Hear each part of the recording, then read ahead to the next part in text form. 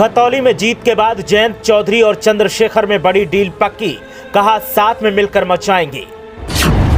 अखिलेश के यार ने बीजेपी के मुंह से छीन ली खतौली सीट और नई डील से लगा दिया बीजेपी में पलीता।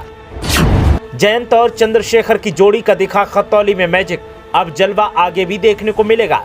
देखिए कैसे कट्टर वोटर्स को भी साथ लाए। जयंत की डील पर चंद्रशेखर की हामी ने राजनीति के नए समीकरणों को दी हवा।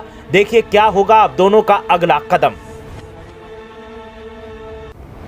अखिलेश के यार जयंत चौधरी ने खतौली में ऐसा खेला किया कि अब बीजेपी खिसियाई बिल्ली सी खंभा नोच रही है।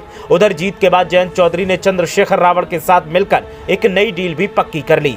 इधर जीत का ऐलान बीजेपी का मुंह चिढ़ा रहा था, उधर जयंत की नई डील ने बीजेपी के घर में पलीता लगाने का काम किया। एक साथ झटके पर झटकों से बीजेपी की हालत खस्ता दिख रही है। बताएंगे कि जयंत ने क्या नई डील की है और क्या नई रणनीति बनाई है, लेकिन पहले आप बताएं कि क्या खतौली और मैनपुरी के नतीजे बीजेपी की उल्टी गिनती शुरू होने के संकेत दे रहे हैं। आपकी राय क्या है, हमें कमेंट करके जरूर बताएं। अब बात करते हैं जयंत चौधरी और चंद्रशेखर रावण की, तो दोनों नेताओं ने भविष्य में गठबंधन के तो प्रबल संकेत दिए ही हैं। अब दोनों ने सियासी जोड़ी बनाकर बीजेपी की पुंगी बजाने का भी फैसला कर लिया है। खतौली में दोनों की जुगलबंदी से जीत क्या मिली कि जयंत चौधरी ने तुरंत ही चंद्रशेखर रावण को टैग करते हुए एक ट्वीट किया और एक बड़ा दावतनामा भी दे दिया, जिसके बाद तो बीजेपी खेमा और खफा दिखाई दिया। दरअसल जीत के बाद आरएलडी प्रमुख जयंत चौधरी गदगद हैं। उन्होंने ट्वीट कर आजाद समाज पार्टी के मुखिया चंद्रशेखर को भी बधाई दी। जयंत चौधरी ने खतौली में मिली जीत को अच्छा संकेत बताते हुए चंद्रशेखर आजाद को उत्तर प्रदेश में गठबंधन की जीत के लिए बधाई देते हुए कलाकंद खिलाने का न्योता दिया। वहीं चंद्रशेखर ने कहा कि साथ मिलकर ही खाएंगे। खतौली सीट पर मदन भैया की जीत के बाद जयंत चौधरी ने चंद्रशेखर को टैग करते हुए ट्वीट में लिखा कि चंद्रशेखर को उत्तर प्रदेश में गठबंधन की जीत के लिए मेरी तरफ से कलाकंद बकाया है। चंद्रशेखर ने जवाब में लिखा कि बिल्कुल जयंत भाई, कलाकंद तो बकाया है, लेकिन अब साथ मिलकर ही खाएंगे।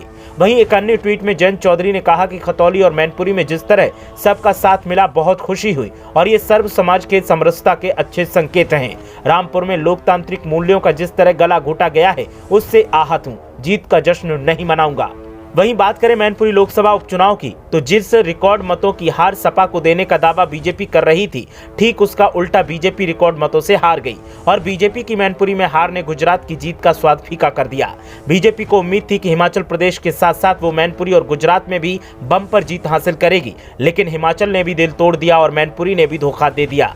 बीजेपी की पनौती तो दिल्ली एमसीडी चुनाव नतीजों से ही शुरू हो गई थी और उसका निपटारा मैनपुरी और हिमाचल की हार से हुआ। अब देखना यह है कि बीजेपी क्या नई रणनीति बनाती है और कैसे आरएलडी, सपा और चंद्रशेखर की पार्टी नए सियासी आयाम स्थापित करती है।